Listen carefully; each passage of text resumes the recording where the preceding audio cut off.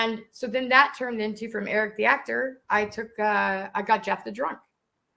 And then I went even better, and I had Jeff the drunk and Eric the actor on at the same time. So now I'm starting to gain some momentum. And so the people in the Stern fan universe, which is vast, start picking up and they start tuning in. And so then they start also contributing. They're like, hey, you should get Bigfoot on, or you should get Wendy the retard on, or you should get, Beetle on, or you should get Riley Martin, and so they're giving me the names of all of these whack packers, High Pitch Eric. And I start reaching out, and I start getting them on the show, and I'm booking them on my show and interviewing them. And again, showing them in a different light, because the pressure of knowing exactly what to say and how, and trying to stay on the phone with Stern as long as they possibly can, that's gone.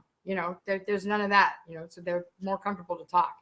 Right. And so I just had, and then my Bigfoot interview was so good that somebody, Gonzo Shitcock, actually chopped it up and sent it to Stern's people. And Stern ended up doing like a 6 or 7 minute piece, playing clips of my interview with Bigfoot, talking about it.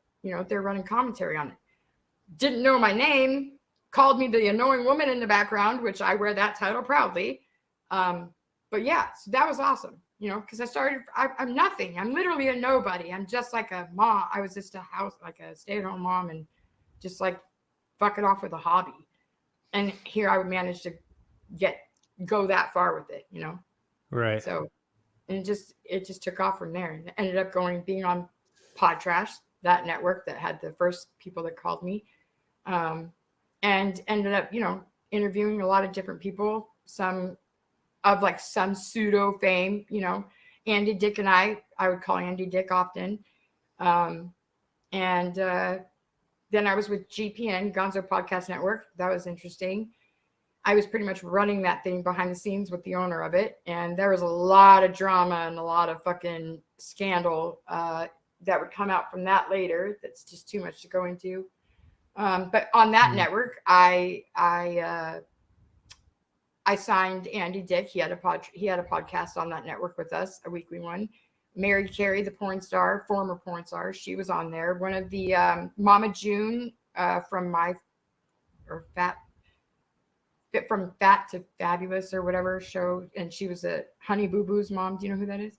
Yeah. These are all like reality levels. They're D-list. And this is a show you're doing with Andy Dick. Or was Andy Dick just It was a network, and this podcast network had people that they had signed to have their show on that network. Okay, I understand.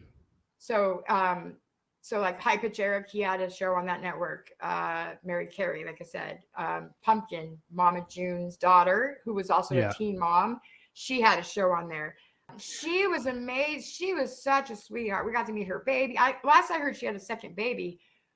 She seemed like the only semi-normal one. You know what I mean? Like out of that family, yeah. And like she had Honey Boo Boo come on one of the episodes, and I was producing all of that. That was back when I knew how to run OBS and like stream out to multiple platforms. Like I could produce it then. I can't do it now for some reason. Drugs are bad, okay, but so yeah, I got to meet a lot of, not in person, but I got to interact with a lot of people that have some type, notoriety, whatever. And that's how I know Lisa Jordana.